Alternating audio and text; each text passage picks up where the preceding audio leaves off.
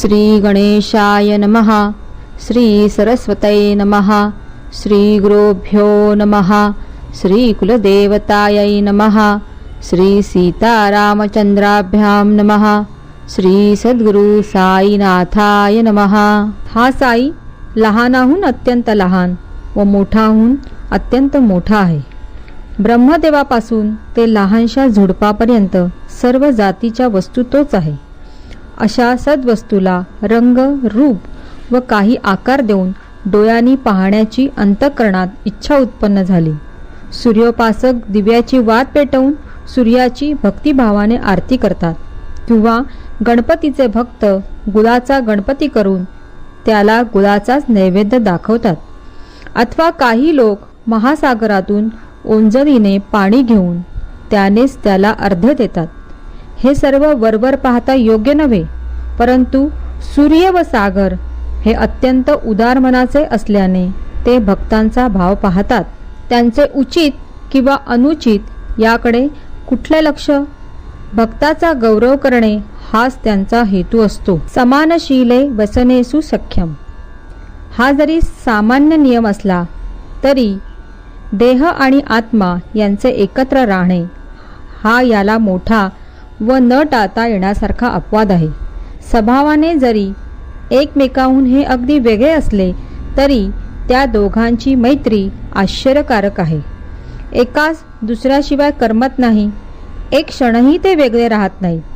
हा देह नाशवंत आहे, तर आत्मा कुठल्याही स्थित्यंतर किंवा बदलाशिवायचा आणि कधीही नाश न पावणारा आहे. दोघांचे प्रेम अमर्याद आहे आणि त्यामुळेच संसार चक्रात पुन्हा पुन्हा फिरणे माणसाच्या वाट्यास येते. आत्मा ही मोठी शक्ती आहे, तिच्यापेक्षा अव्याकृत सूक्ष्म असते. तेच आकाश, प्रकृती किंवा अव्यक्त होय आणि त्यालाच माया असेही म्हणतात. या सर्वांपेक्षा पुरुष सूक्ष्म असतो, जेथे सर्व इंद्रियांना विश्रांती असते. सर्वांची अंतिम गती व शुद्ध ब्रह्म ते हेच. असा हा आत्मा स्वतः निर्विकारी स्फटिकासारखा अदूषित असून संसारामध्ये माया व कर्माने बांधलेला दिसतो. रंग जसा लाल, काळा किंवा पिवळा असेल तसा स्फटिकाचा रंग दिसतो, परंतु मुळात तो सर्व रंगाहून निराळा, स्थित्यंतराशिवायचा व निर्मळ असतो. दूर मैदानावर मृगजळ आहे असे वाटते. शिंपल्याच्या ठिकाणी चमकदार रूपे भासते आणि दोरीचे वेटोळे पाहून उगाच सर्पाचा खोटा भास होतो. दोरीवर सर्पाचा आरोप वस्तुतः जसा आधाराशिवाय चुकीचा आहे, तसाच मी देह आहे हा अभिमान मुळात मुक्त असलेल्या आत्म्याला खोटे बंधन आणतो. देह, इंद्रिये, मन व प्राण याहून आत्मा वेगळ्या गुणधर्माचा आहे. तो सत्ताच्या तेजाने प्रकाशणारा, शुद्ध चैतन्ययुक्त, विकार व आकार यांच्या शिवायचा आहे. जोवर देह, बुद्धी, मन व प्राण यांचा अभिमान आहे, तोवर कर्तृत्व व भोक्तृत्व असणारच आणि त्याची जाणीवही टाळता येणार नाही. वडाचे बीज किती सूक्ष्म, परंतु त्याच्या गर्भात संबंध वडाच्या वृक्षाची शक्ती साठवलेली असते आणि त्या वृक्षाच्या पोटात अगणित बीजे असतात आणि त्या बीजामध्ये कोट्यावधी वृक्ष असतात. अशा प्रकारे वडाच्या प्रत्येक बीजापोटी वडाचा एक एक वृक्ष असतो. याचा अनुभव सृष्टीच्या नाशापर्यंत होत असतो. या विश्वातही प्रत्यक्ष तसेच चालत असते. हे नीट लक्ष देऊन पहा. शाश्वतता, निर्भयता, मुक्तता, स्वतंत्रता व परमात्म्याची प्राप्ती यातच जीवनाचे साफल्य असते आणि आयुष्याचे अंतिम ध्येय असते. ज्ञानाशिवाय मोक्ष नाही, विरक्तीशिवाय ज्ञान प्राप्त होत नाही आणि जोपर्यंत मनाला संसार अनित्य वाटत नाही तोपर्यंत विरक्तीची कल्पना स्फुरत नाही. परंतु या संसाराच्या अनित्य वाटण्यामध्येच जगाचे अस्तित्व दृष्टोपत्तीस येते आणि हा वाटसरू मध्येच चकित होतो आणि त्याला कोठे जावे हे कळत नाही. असा हा विश्वाचा आभास आहे. शुद्ध ज्ञानस्वरूप परमात्म्याच्या ठिकाणी मायेचा खोटा विलास आहे. प्रपंचात उद्भवलेला स्वप्नाचा देखावा आहे. त्यासाठी उगाच त्रास का करून घ्यावा? स्वप्नातून जागे झाल्यावर स्वप्न नाहीसे होते. म्हणून जे स्वस्वरूपी स्थित आहे त्याला संसारातील कीर्ती, सत्ता व संपत्ती इत्यादी प्राप्त करण्याची आठवण नसते. सर्व आत्म्याचे ऐक्य आहे असे अनुभवाचे ज्ञान झाल्याशिवाय व आत्म्याचे खरे स्वरूप जाणल्याशिवाय शोकमोहाचे बंधन तुटण्याला दुसरा काही सावधतेचा मार्ग नसतो. ज्ञानमार्ग हा सर्वात श्रेष्ठ मार्ग आहे. असा जरी बाबा रात्रंदिवस उपदेश करीत असत तरी ते सर्वसाधारणतः भक्ती मार्गाचेच अवलंबन करण्यास सांगत असत. ज्ञानमार्गाचा महिमा सांगताना ते म्हणत की ज्ञानमार्ग रामफळासारखा असतो. भक्ती मार्ग म्हणजे सीताफळाचा आस्वाद घेणे होय. हे सहज साधण्यासारखे व चवीला गोड असते. ज्ञान म्हणजे छान पिकलेले रामफळ व भक्ती म्हणजे गोड सीताफळ. दोन्ही एकापेक्षा एक रसाने भरलेले व मधुर असतात. सुगंधही दोघांचा तसाच सारखाच असतो. रामफळाच्या आतील खाण्याचा पदार्थ फळ काढून तो खाली पिकवतो त्याला उगीर लागतो, परंतु जो दीर्घ धरून त्या फळाला झाडावरच पिकू देतो त्याला तो गोड लागतो. रामफळाची गोडी सरस खरी, परंतु झाडावर देठाला ते पिकले तरच. जर ते जमिनीवर खाली पडले तर ते उगीर कडू होते. म्हणून झाडावरच जो पिकवला जाणेल त्यालाच त्याचा आस्वाद घेता येईल. सीताफळासाठी मात्र असले कष्ट लागत नसतात. त्याची गोडी थोडी कमी परंतु फार मोलाची असते. रामफळाला जशी जमिनीवर खाली पडण्याची भीती असते तशीच ज्ञानमार्ग अवलंबणाऱ्यालाही निर्भयता नसते. त्याला अणिमा, महिमा वगैरे अष्टसिद्धींवर विजय मिळवावा लागतो आणि थोडीही हयगय करून चालत नाही. म्हणून दयेचे सागर श्री साई आपल्या शिष्यांना बहुतेक भक्ती व नामस्मरण याचेच विवरण करीत असत. श्रीमद भगवद्गीतेमध्ये भगवान श्रीकृष्णाने अर्जुनाला ज्ञानापेक्षा ध्यान श्रेष्ठ आहे असे सांगितले आहे. श्री साईबाबा देखील भक्तांचे संसार बंधन तुटायला हेच साधन सांगत असत. असो, याविषयीची कथा मागील अध्यायात वर्णन करता करता राहिली, ती मी आता सांगतो. श्रोत्यांनी ऐकावे. एका वयाने वृद्ध व शक्तीने क्षीण अशा म्हातारीने संकट उभे केले होते. तिने साईबाबांपासून मंत्र मागण्यासाठी अन्न व पाणी वर्ज करण्याचे व्रत आरंभिले होते. तिची अशी स्थिती पाहून माधवरावांना भीती पडली आणि ते बाबांजवळ मध्यस्थी करायला गेले. अशी ही पूर्वीच्या कथेची अनुसंगती आहे. साईच्या मनातले विचार दर्शवणारी ही साई सच्चर रूपी ज्योती उजळली आहे. तिचा उजेड मार्गदर्शक होऊन साध्या भोळ्या जनांना योग्य मार्ग सापडो. बाबांच्या आज्ञेवरून माधवरावांनी माझ्याबरोबर ज्या सुंदर कथेला सुरुवात केली तीच आपण पुढे चालूया. माधवराव म्हणाले. म्हातारीचा निश्चय पाहून बाबांनी तिच्यावर अनुग्रह केला. तिच्या मनाचा कल फिरवला आणि कथेत नवलच झाले. बाबांनी तिला प्रेमाने हाक मारून म्हटले, आई, तू का धरणे घेतलेस? मरण का तुला आठवले? कोणी प्रौढबाई असली की बाबा तिला आई म्हणून हाक मारीत आणि पुरुषांना काका, बापू किंवा भाई म्हणून हाक मारीत असत. किती गोड नवल या हाकेचे. जसे बाबांचे हृदय प्रेमळ असे तसे त्यांचे बोलणेही कानाला मधुर असे. श्री साई दिनांचे दयाळू व रंजल्या गांजल्यांचे कनवाळू होते. असो, बाबांनी तिला हाक मारली, आपल्यासमोर बसविले आणि प्रेमपूर्वक आपल्या गुरुत्वाची गुप्त किल्ली तिच्या हातात दिली. संसारातील दुःखांची तीव्रता कमी करण्यासाठी, भक्त चकोरांची तहान भागवण्यासाठी ज्ञानमय मेघरूपी बाबांनी स्वानंदरूपी जलाचा जो वर्षाव केला तो ऐका. ते म्हणाले, आई, जीवाचे हाल का ग करतेस? मी केवळ तुकडे मागणारा फकीर आहे.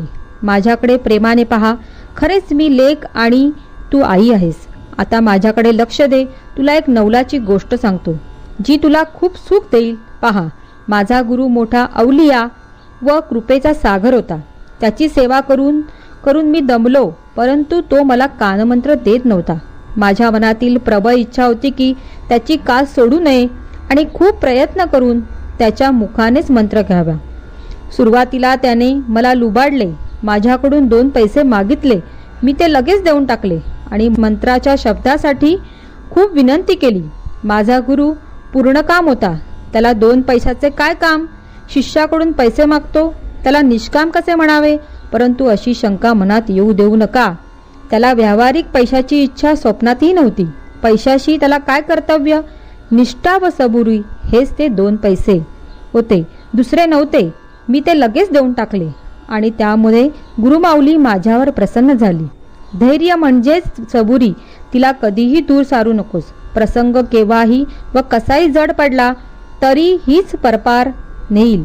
पुरुषांचे पौरुषत्व म्हणजे सबुरी.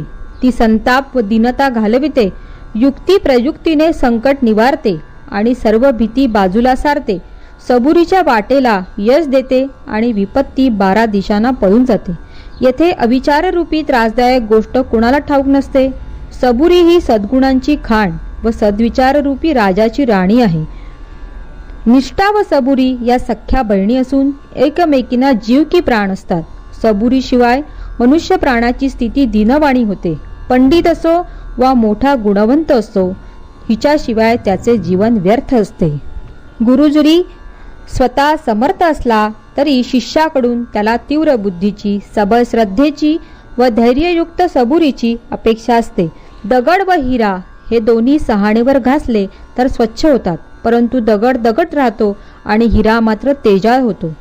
चमकण्यासाठी दोघांनाही एकच विधी होत केला, परंतु दगडाला हिऱ्याचे पाणी चढेल काय? हिऱ्याची तेजाळ हिरकणी बनेल आणि दगड आपल्या गुणासारखा गुळगुळीतच राहील. 12 वर्ष गुरुच्या पायाशी राहिलो आणि गुरुने लहानाचा मोठा केला.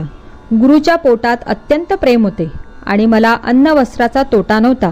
माझा गुरु भक्तिप्रेमाचा केवळ पुतळा होता. त्याला शिष्याचा खरा जिव्हाळा होता. माझ्या गुरुसारखा गुरु विरलाच. त्याच्या सहवासाच्या सुख सोहळ्याचे वर्णनच करता येत नाही. त्या प्रेमाचे काय वर्णन करावे? त्याचे मुख पाहता माझे डोळे ध्यानस्थ होत असत. आम्ही दोघेही अति आनंदित असायचो आणि मला दुसरे काही पाहणेच नसायचे. मी रात्रंदिवस प्रेमाने गुरुमुखाचे अवलोकन करीत असे. मला ना भूक ना तहान आणि गुरुशिवाय माझे मन अस्वस्थ होत असे. त्याच्याशिवाय दुसरे ध्यान मला नव्हते. त्याच्याशिवाय दुसरे माझे लक्ष नव्हते. गुरु हेच एक माझे अनुसंधान होते. खरेच गुरुचे कौशल्य अजबच असते. माझ्या गुरुची हीच अपेक्षा होती. याशिवाय त्याची दुसरी काही इच्छा नव्हती. त्याने माझी कधी उपेक्षा केली नाही आणि माझे संकटापासून सदा रक्षण केले. कधी मी गुरुच्या पायापाशी होतो तर कधी समुद्राच्या पैलतीरी होतो, परंतु त्याच्या सहवास सुखाला अंतरलो नव्हतो. तो मला कृपायुक्त दृष्टीने सांभाळत होता. कासवी जशी आपल्या पिल्लांना स्वतःच्या दृष्टीचे खाणे खाऊ घालते, तशीच माझ्या गुरुची तरा होती. दृष्टीनेच तो लेकरांना सांभाळत असे. आई, या मशिदीत बसून मी जे सांगतो ते खरे मान. गुरुने माझेच कान नाही फुंकले तर तुझे मी कसे फुंकू? कासवीच्या प्रेमदृष्टीने तिच्या पोरांना सुख संतोष लाभतो. आई, उगाच कशाला दुःखी होतेस?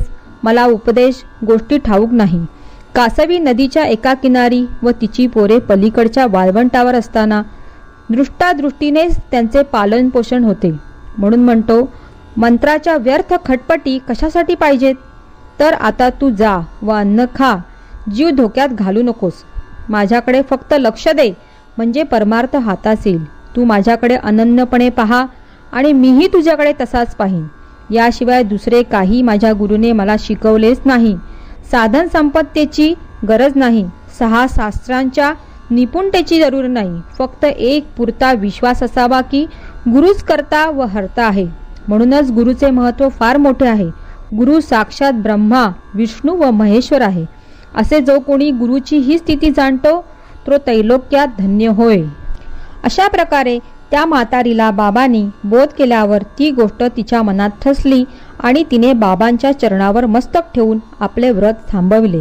ही कथा ऐकून मुलापासूनच तिची समर्पकता जाणून आणि तिची सार्थकता पाहून माझ्या मनाला आनंदपूर्वक आश्चर्य वाटले. बाबांची ही लीला पाहून परमानंदाने माझा कंठ दाटला. प्रेमाचा उमाळा येऊन गहिवर आला आणि हा उत्तम उपदेश मनात ठसला. माझा कंठ दाटलेला पाहून माधवराव मला म्हणाले, का हो अण्णासाहेब, का गहिवरलात आणि स्वस्त कशासाठी बसलात? बाबांच्या तर कथा अगणित आहेत. किती म्हणून सांगू आता तुम्हाला? माधवराव असे बोलत असताना मशिदीतील वाजत असलेली घंटा ऐकली. रोज दुपारी जेवणाआधी भक्त मशिदीत जाऊन बसत असत आणि गंध, अक्षदा, अर्ध्यपाद्य इत्यादी विधीसह बाबांची पूजा करीत असत. त्यानंतर बाबूसाहेब जोग पंचारती घेऊन बाबांना भक्तियुक्त प्रेमाने ओवाळीत असत आणि भक्त लोक आरत्या म्हणत असत. त्या आरतीची उत्तम निदर्शक अशी ही घंटा घणघण वाजू लागली आणि आम्ही मनाची इच्छा तृप्त झाल्याने मशिदीची वाट धरली. दुपारची ही आरती पुरुष व स्त्रिया एकत्र येऊन करीत असत. स्त्रिया वर मशिदीत आणि पुरुष खाली मंडपात असत. मंगलवाद्यांच्या गजरात, तासांच्या झणकारात अत्यंत हर्षभराने व उच्च स्वराने ते सर्व आरत्या म्हणत असत. आम्ही मंडपाच्या दारात पोहोचलो तेव्हा आरती जोरजोरात चालली होती. मशिदीची पायरी पुरुष मंडळींनी वेढलेली होती आणि वर जाण्याला किंचितही जागा नव्हती. माझ्या मनात होते की आरती संपेपर्यंत खालीच असावे आणि आरती संपल्यावर इतर मंडळींबरोबर वर बाबांजवळ जावे. माझ्या मनात असे मी आणले खरे, परंतु माधवराव स्वतः पायरी चढले, हाताने धरून मलाही ओढले आणि बाबांजवळ घेऊन गेले.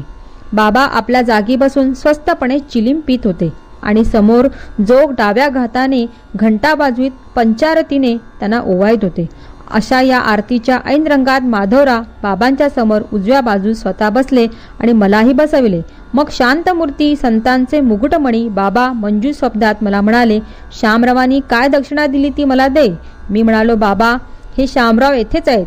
त्यांनी दक्षिणेऐवजी नमस्कार दिले आणि मला म्हणाले की हेच माझे 15 रुपये बाबांना द्या. त्यावर बाबा म्हणाले, बरे ते असू दे. काही गोष्टी केल्या का? दोघे काही बोललात का? काय काय गोष्टी केल्या त्या आता मला सर्व सांग. नमस्काराची गोष्ट जाऊ दे, त्याच्याशी काय काय गोष्टी केल्या त्या समग्र आता मला ऐकव. गोष्ट सांगण्याची मला उत्कंठा होती आणि पोटात परमानंद मावत नव्हता. एवढा मोठा आरतीचा गजर होता तरी तो परमानंद ओठातून बाहेर पडला. तक्क्याला टेकून बसलेले बाबा देखील गोष्ट ऐकायला पुढे झाले आणि मी देखील पुढे तोंड करून ते सांगायला सुरुवात केली. बाबा, तेथे ज्या ज्या गोष्टी झाल्या त्या सर्वच मनाला गोड वाटल्या. त्यातील त्या म्हातारीची कथा ऐकून फार नवल वाटले बाबा.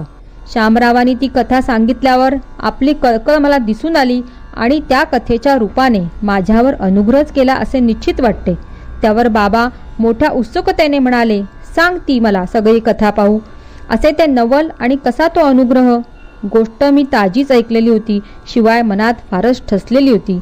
ती मी न अडखळता बाबांना कथन केली आणि ती ऐकून बाबांची मनोवृत्ती प्रसन्न दिसली. अशा प्रकारे सगळी हकीकत मी सांगितली आणि बाबांनीही ती लक्ष देऊन ऐकली. लगेच ते मला म्हणाले, हे फार मोलाचे मानून नीट लक्षात ठेवावे. नंतर अति उल्हासाने पुन्हा त्यांनी प्रश्न केला, ती ऐकलेली गोष्ट किती गोड होती, ती तुझ्या मनात ठसली का? सार्थकता खरीच मानली का? मी म्हणालो, बाबा ती कथा ऐकल्यावर मला शांत वाटले. माझ्या मनाची पीडा दूर झाली आणि मला निश्चित मार्ग कळला. त्यावर बाबा म्हणाले, आमची युक्ती चांगली आहे. ही एकच गोष्ट मनात धरावी, फार उपकार होईल.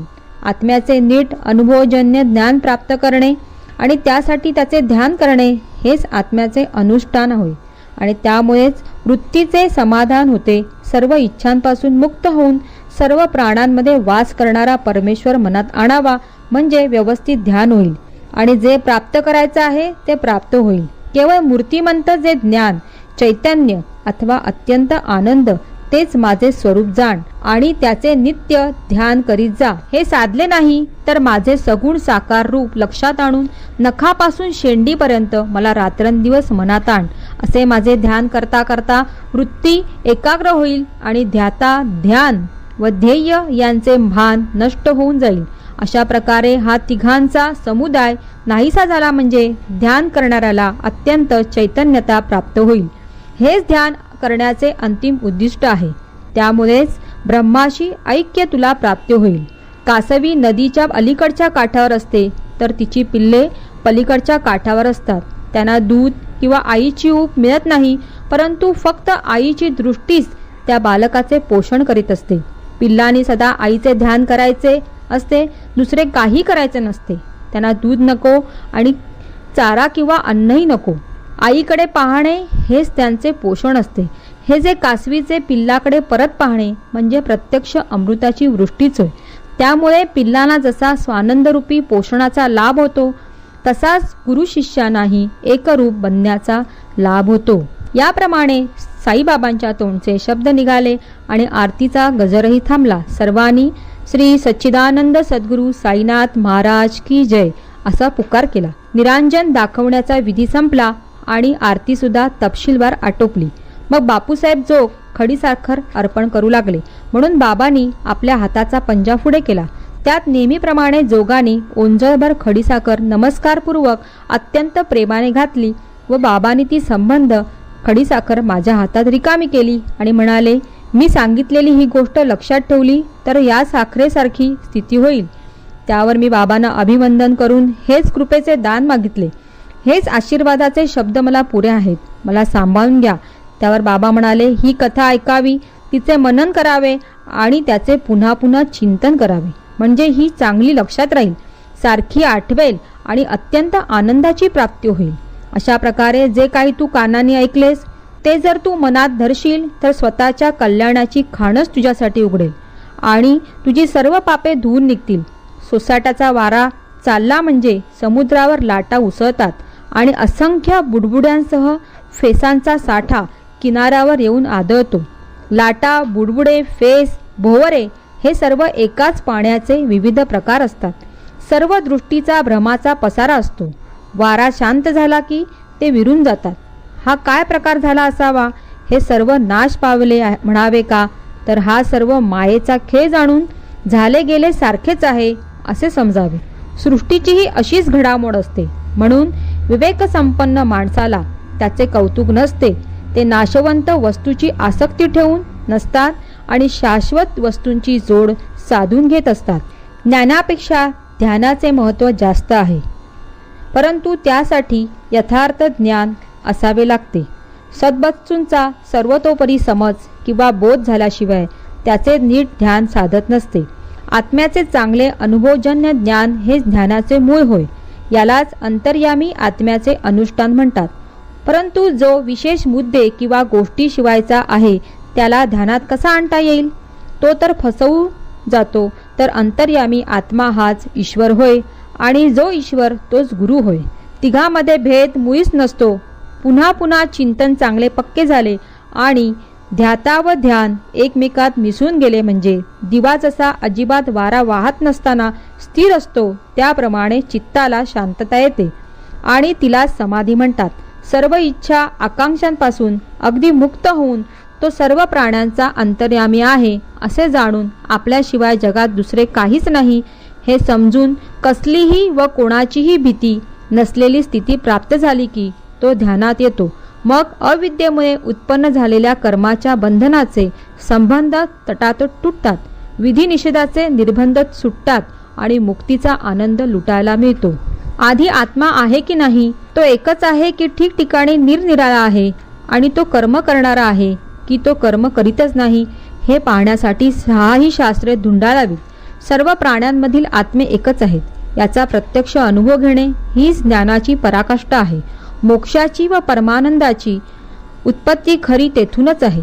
आंधळ्या माणसाकरता हत्तीचे वर्णन करण्यासाठी बृहस्पतीसारखा वक्ता आणला तरी त्याच्या वक्तृत्वाने हत्तीचे स्वरूप ध्यानात येत नसते. वाणीला अगम्य अशा वस्तूंचे वर्णन करता येत नसते.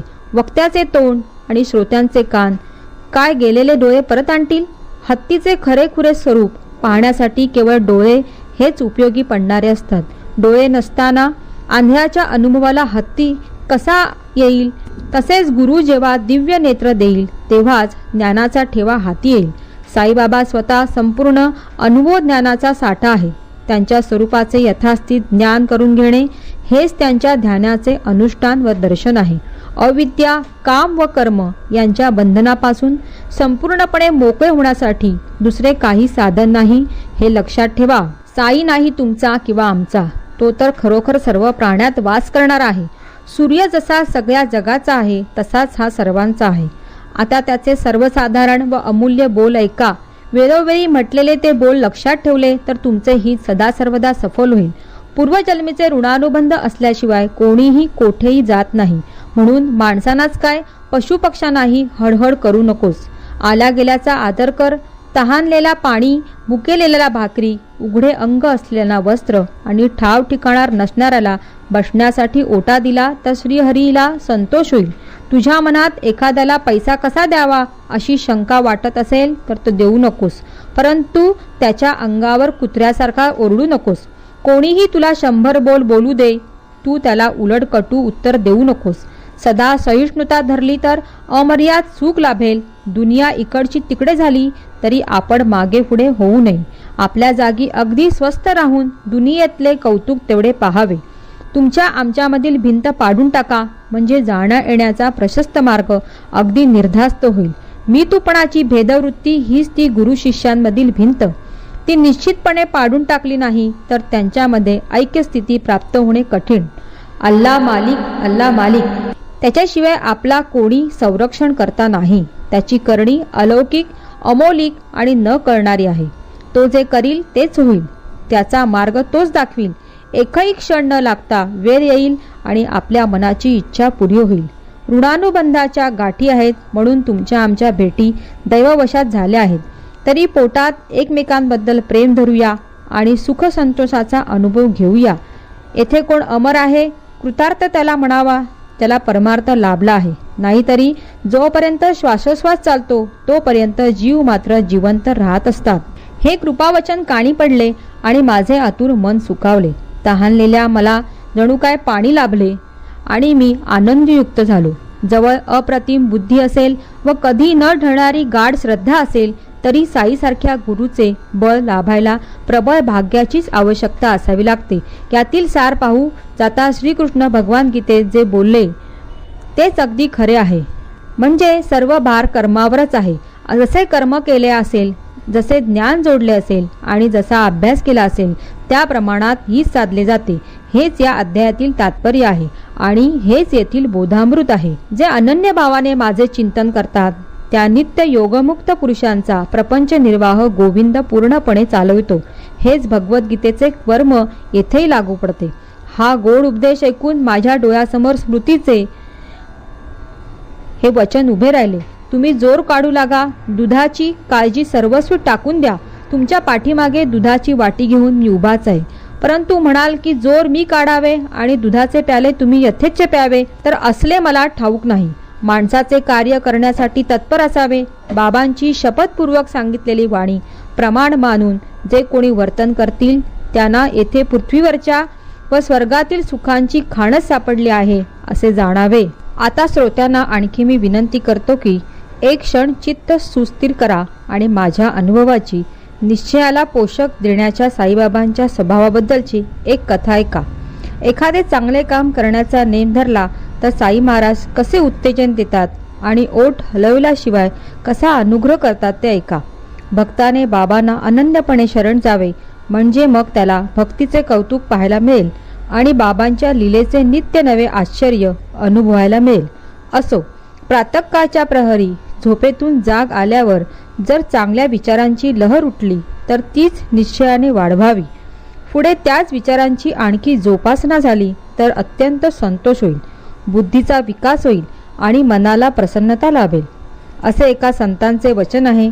मला वाटले की त्या वचनाची प्रचिती घ्यावी. त्याप्रमाणे जेव्हा मी अनुभव घेतला तेव्हा माझ्या मनाला शांती वाटली आणि अंतःकरणाला आश्चर्य वाटले. शिर्डीसारखे पवित्र स्थान व गुरुवारसारखा मंगल दिवस होता. मनाला वाटले रामनामाचा अखंड जप करावा. बुधवारी रात्री बिछाण्यावर शरीर निद्रावश होईपर्यंत माझे मन मी श्री रामप्रभूंच्या चिंतनात गर्क करून हृदयात तसे कायम ठेवले. प्रातःकाळी जाग आल्याबरोबर मनाला रामनाम आठवले आणि अशी वृत्ती उठलेली पाहून जिभेची सार्थकता झाल्यासारखे वाटले. मग निश्चयाने मन स्थिर केले. शौच व मुखमार्जन आटपून मिळतील ती फुले गोळा करून साईबाबांच्या पहाटेच्या दर्शनाला निघालो. दीक्षितांचे घर सोडले आणि बुट्टींच्या वाड्याबाहेर पडलो. तो औरंगाबादकर यांना मधुर सुंदर गीत गाताना ऐकले. त्या गीतांची प्रसंगानुरूपता ओवी रूपाने सांगितली तर मूळची स्वाभाविक गोडी जाईल आणि श्रोत्यांचा विरस होईल. म्हणून ते गीतच मुळासकट शब्दशः मी गाऊन दाखवितो, म्हणजे श्रोतेजन आनंदित होतील आणि त्यांना मूळ गीतातील शुद्ध उपदेश जाणवेल. पद. गुरु कृपांजन पायो मेरे भाई, राम बिना कछु मानत नाही. अंदर रामा बाहर रामा, जहा देखे वहा पूर्ण कामा. जागत रामा सोवत रामा, सपने में देखत सीता रामा. एका जनार्दनी अनुभवनिका, जहा देखे वहा राम सरीखा. आधीच मनाचे निश्चित केले होते की रामनामी चित्ताला नेम लावावा आणि त्या निश्चयाला सुरुवात होत नाही. तोच या गीताने जणू काय त्याला दृढताच दिली. त्यामुळे मनाला जाणीव झाली की माझ्या निश्चयरूपी अंकुराला दयासागर साई समर्थ या गीतरूपी पाण्याचा शिडकाव करीत आहेत का. हातात तंबोरी घेऊन साईबाबांच्या समोर अंगणात उच्च स्वराने औरंगाबादकरांनी म्हटलेली ही ओळ मी ऐकली. औरंगाबादकर बाबांचे भक्त व माझ्यासारखेच बाबांच्या पायी अनुरक्त होते. अनेक गीते तोंडपाठ असताना हेच गीत त्यावेळी त्यांना गाण्याची स्फूर्ती का बरे व्हावी? माझ्या मनातले विचार कोणालाच ठाऊक नव्हते. मग हेच गीत का गायले जावे? बाबा जसे सूत्र हलवतात तसेच मनात स्फुरण होते. आम्ही सर्व केवळ कळसूत्री बावल्या आहोत व साई माऊली सूत्रधार आहेत. त्यांनी स्वतः न बोलता चांगली उपासना माझ्या हाती दिली. माझ्या मनातील इच्छा जणू काय बाबांच्या अंतःकरणात प्रतिबिंबित झाली आणि वर वर्णन केल्याप्रमाणे त्यांनी त्याची प्रचिती मला ठामपणे दाखविली. या नामाचे केवढे महत्त्व संतांनी व आचार्यांनी वर्णिले आहे. मी पामर त्यांचे आणखी काय वर्णन करू? या नामामुळे स्वरूप प्राप्ती होते. राम ही 2 अक्षरे तो कोरी उलटे म्हणाला आणि वाट पाड्या असून त्याचा उद्धार झाला. वाल्या नावाचा कोरी असून त्याचा वाल्मिक ऋषी झाला आणि बोललेले शब्द खरे होण्याची सिद्धी प्राप्त झाली. मरा मरा उलटे म्हणता म्हणता जिभेवर राम उमटला आणि राम जन्माला येण्याच्या आधीच त्याचे चरित्र लिहिता झाला. रामनामाने पतित पावन होतात. रामनामाने मोठा लाभ होतो. रामनामाने अनन्य भजन घडते आणि रामनामाने माणसाला ब्रह्मप्राप्ती होते. रामनामाच्या आवर्तनाने जन्ममरणाचे धरणे उठते. एका रामनामाच्या स्मरणाने अगणित लाभ होतात. जेथे रामनामाचे गर्जन असते तेथे विष्णूंचे सुदर्शन चक्र फिरत असते आणि कोट्यवधी विघ्नांचा नाश करीत असते. दिनांचे रक्षण करणारे हे रामनाम आहे. साईबाबांना उपदेश करण्याकरता योग्य जागेची किंवा वेळेची जरुरी नसते. ते उठता बसता किंवा चालतानाही सहजपणे निश्चितपणे सर्व उपदेश करीत असत. याविषयीची एक गोड कथा श्रोत्यांनी आदरपूर्वक श्रवण करावी, म्हणजे साईबाबांच्या दयाळूपणाचा व सर्वत्र विद्यमानत्वाचा अनुभव येईल.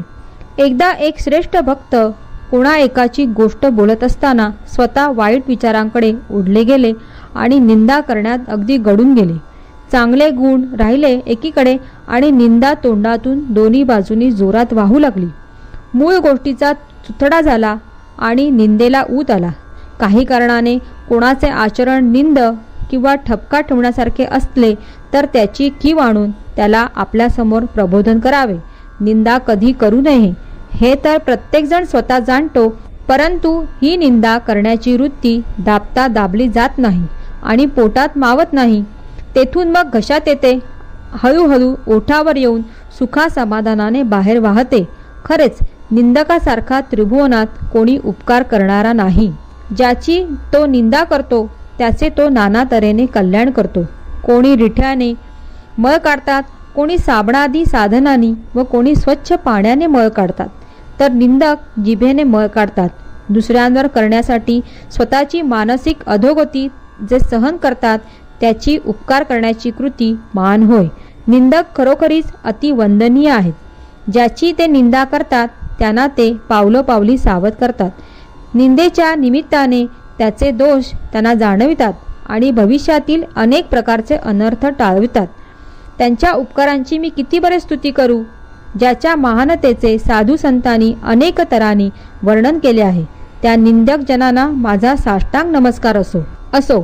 त्या भक्ताच्या तोंडाला निंदा करण्याचा ऊत आलेला पाहून ती ऐकणाऱ्यांना किदस आली आणि ती सर्व मंडळी बाबांच्या दर्शनासाठी मशिदीकडे निघाली आणि निंदक फक्त शौचासाठी नाल्याकडे निघाले. साईबाबा पूर्ण अंतर्ज्ञानी होते. भक्तांना वेळीच ते शिकवण देत असत. पुढे त्यांनी कसा प्रकार घडवून आणला तो ऐका. मंडईसह बाबा लेंडी बागेकडे निघाले असताना बाबांनी त्या निंदक भक्तांबद्दल चौकशी केली. त्यावर मंडई म्हणाली की ते नाल्यावर शौचाला गेले आहेत. नंतर आपला कार्यक्रम आटोपल्यावर बाबांची स्वारी लेंडीवरून परत फिरली. नाल्यावरून ते निंदक भक्तही घरी जाण्यासाठी परत फिरले. वाटेत त्यांची व बाबांची भेट झाली आणि जी हकीकत घडली ती काळजीपूर्वक ऐका, अशी मी श्रोत्यांना हात जोडून विनंती करतो. तेथेच एका कुंपणाशेजारी गावातील एक डुकरी जनलोकांची मलोत्सर्ग गोड पक्वान्नाप्रमाणे प्रेमाने व आवडीने मनोसोक्त चाखत असलेली आपल्या हाताने दाखवून त्या भक्ताला बाबा म्हणाले, पहा, त्या डुकरीच्या जिभेला काय गोडी वाटते आहे. जनलोकाचा मलोत्सर्ग कुस्करत आहे आणि आपल्या आप्तजनांवर राग दाखवण्याची आपली हौस यथेष्ट फेडून घेत आहे. मोठ्या पुण्याईने प्राप्त झालेला हा मानवाचा जन्म, जो अशा रीतीने फुकट घालवून स्वतःचा घात करून घेणाऱ्याला ही शिर्डी कोणते सुख देऊ शकेल? बाबा असे बोलत गेले आणि ते बोल त्या निंदक भक्ताच्या अंतःकरणात जोराने शिरून फार टोचले. त्यांना सकाळी घडलेली गोष्ट आठवली आणि मग बाबांचे बोल मनात फार झोंबले. असो, बाबा तर वेळ प्रसंग पाहून भक्तांना अनेक तऱ्हांनी उपदेश करीत असत. त्यातील सार हृदयात साठवून ठेवले तर परमार्थ कधी दूर राहील का? असेल माझा हरी तर देईल खाटल्यावरी, या म्हणीचा खरेपणा खोटा नव्हे, परंतु तो अन्न व वस्त्र एवढ्याच पुरता लागू आहे. त्याला जो परमार्थासाठी लावू पाहिल त्याचा परमार्थ सर्व तऱ्हेने लुबाडला जाईल. जैसे जो करील तैसे तो भरील. हे बाबांचे बोल अत्यंत मोलाचे आहेत. आणखी सुद्धा बाबांचे बोल ऐकले तर आत्मानंदाला डोलायला लावतील आणि भावभक्तीची ओल असली तर तिची मुळे खूप खोल राहतील. मी पाण्यात, जमिनीत किंवा लाकडात, कोणत्याही जागी, लोकवस्तीत किंवा रानावनात, आपल्या देशात किंवा परदेशात, तसेच दैदिप्यमान आकाशातही भरलेला आहे. मी एकदेशी नव्हे, 3.5 हातांच्या मर्यादित जागेत माझे अस्तित्व जे मानतात त्यांची चुकीची समजूत दूर करण्यासाठी मी देह धारण केला आहे. जे भक्त मनात कोणतीही इच्छा न धरता एकनिष्ठपणे केवळ माझे एकट्याचेच रात्रंदिवस भजन करतात त्यांना मी तूपणाच्या दुजा भावाशिवायचे प्रत्यक्ष मी पण प्राप्त होते. गुळ गोडीशिवाय वेगळा राहू शकेल, समुद्र लाटांशिवाय वेगळा राहू शकेल किंवा डोला तेजाला सोडून राहील, परंतु माझा भोळा भक्त माझ्याशिवाय वेगळा राहणार नाही. ज्याच्या मनात जन्ममरणांचे फेरे निश्चितपणे चुकवायचे असतील त्याने प्रयत्नपूर्वक शास्त्रांनी सांगितल्याप्रमाणे सदाचाराने राहून कोणत्याही कारणाने मनोविकार क्षुब्ध होऊ न देता सदा सर्वदा शांत असावे. त्याने कोणाच्याही मनाला झोंबतील किंवा टोचतील असे शब्द बोलू नयेत. कोणाच्याही नाजूक भावना दुखू नयेत किंवा उणेपणा उघड करू नये आणि सदा चांगल्या व पापरहित कर्मात मग्न असावे आणि आपल्या कर्तव्य कर्माकडे लक्ष ठेवून असावे. माझ्या ठिकाणी मन व बुद्धी लावून समर्थ अशा माझे सतत स्मरण करावे. अशा त्याला देहाचे कधीही काही हो याची पर्वा नसते आणि कसलीही भीती तर खात्रीने नसते. जो माझ्याकडे अनन्यपणे पाहतो, जो पापांपासून मुक्त करणाऱ्या माझ्या कथांचे श्रद्धेने वर्णन करतो व ऐकतो, जो माझ्याशिवाय दुसऱ्या कोणाबद्दलही भक्तिभाव धरीत नाही, त्याचे चित्त परमात्मा स्वरूपच होईल. माझे नाव घ्या, मला शरण या, हे तर सगळ्यांना बाबा सांगत गेले. पण त्याबरोबरच आपण कोण ते जाणण्याकरता त्यांना आपल्या कथांचे श्रवण व मनन करण्याचा उपदेश केला. अशा प्रकारे कोणा एकाला भगवंताचे नामस्मरण, तर दुसऱ्याला भगवंताच्या लीलेचे श्रवण, तर तिसऱ्याला भगवंताची पूजा अर्चा बाबा सांगत असत. वेगवेगळे नेम वेगवेगळ्या अधिकारी व्यक्तींना सांगितले जात. कोणा एकाला अध्यात्म रामायण, तर कोणाला ज्ञानेश्वरीचे पुनश्चरण, कोणाला हरिवर्धाचे पारायण, तर कोणाला गुरुचरित्राचे वाचन सांगत असत. कोणाला आपल्या पायाजवळ बसवित असत, कोणाला खंडोबाच्या देवळात उगीमुगी बसण्यास सांगत, तर कोणाच्या गळ्यात विष्णू सहस्त्र नामावली कळकळीने बांधित, कोणाला रामविजय वाचनाचा उपदेश करीत, तर कोणाला ध्यान धारणेचे व नामस्मरणाचे महत्त्व सांगत, कोणाला छांदोक्य उपनिषद व गीता रहस्य यांची स्वाभाविक गोडी श्रद्धापूर्वक अनुभवायला सांगत असत. अशा तऱ्हेने कोणाला काही दीक्षा देण्याच्या प्रकारांना सीमाच नव्हती. कोणाला प्रत्यक्ष तर कोणाला स्वप्नात सूचक उपदेश करण्याची त्यांची नवलाई तर अपूर्व होती. एकूण एक जातीचे भक्त धाव धावून बाबांच्या दर्शनाला येत असत. एखाद्याची दारूवर फार प्रीती असली तर त्याच्या स्वप्नात बाबा जात, छातीवर बसत, हातापायांनी ती दाबून ठेवीत आणि दारूला कधीही स्पर्श करणार नाही असे कान धरून म्हणायला लावीत आणि तशी शपथ घेतल्यावरच त्याला सोडून जात असत. लग्नघरात ज्योतिषी जसे भिंतीवर हरी व हर यांची चित्रे काढतात तसे ते गुरुर ब्रह्मा गुरुर विष्णू सारखे मंत्र एखाद्या भक्ताच्या स्वप्नात जाऊन लिहित असत. कोणी चोरून योगासने लावून हठयोगाच्या साधनांचे प्रयोग करू लागलेले बाबांना अंतर्ज्ञानाने कळले तर त्याला ते अचूक टोमणा मारित असत. त्याला एखाद्या अनोळखी माणसाबरोबर निरोप पाठवून देत की भाकर खाऊन स्वस्थ बसता येत नाही का, सबुरी धरून राहावे की, कुणाला प्रत्यक्ष भेटून निक्षून सांगत की आमची जात कडवी आहे, 1-2 वेळा समजून सांगून पाहू, मग शेवटचा इलाज फार कडक उपयोगात आणू. आमच्या शब्दांची जो पर्वा करणार नाही त्या पोटच्या पोराला सुद्धा 2 तुकड्यात चिरून फेकून देऊ. साईबाबा विद्या, बुद्धी व पराक्रम इत्यादी गुणांनी श्रेष्ठ व उदार अंतःकरणाचे महात्मा होते. त्यांच्या अद्भुत कृत्याचे मी पामर कसे वर्णन करू शकणार. ते कोणाला ज्ञान व विरक्तीची प्राप्ती करून देत असत, तर कोणाला चांगली मनोवृत्ती व भक्ती मिळवून देत असत, तर कोणाला संसारातील व्यवहारातील निर्दोष व स्तुत वर्तनाची शिस्तही लावून देत असत. त्याबद्दल उदाहरण म्हणून एक चुटका मी श्रोतूजनांना कथन करतो. एकदा भर दुपारी बाबांच्या मनात काय आले कोणास ठाऊक. त्यांची स्वारी राधाकृष्णांच्या घराशेजारी अचानक आली. बरोबर काही लोक होते. बाबा म्हणाले, आणा रे शिडी. लगेच एकाने तात्काळ जाऊन शिडी आणून ठेवली. बाबांनी ती जवळच्या घराला लावली आणि स्वतः छपरावर चढले. त्यांच्या मनात काय बेत होता हे कोणालाच कळेना. त्यावेळी ती शिडी वामन गोंदकरांच्या घराला लावली होती. त्यावरून श्री साई स्वतः झरझर छपरावर चढले. तेथून शेजारीच घराला लागून असलेल्या राधाकृष्णाच्या घराचे छप्पर होते, तेही बाबा पटकन ओलांडून गेले. काय हा चमत्कार कोणालाच कळेना. त्यावेळी राधाकृष्णबाईंना मोठा जोराचा हिवताप झालेला होता आणि त्या अत्यंत अस्वस्थ होत्या. त्या काही बाबा स्वतः देखील फार अशक्त होते.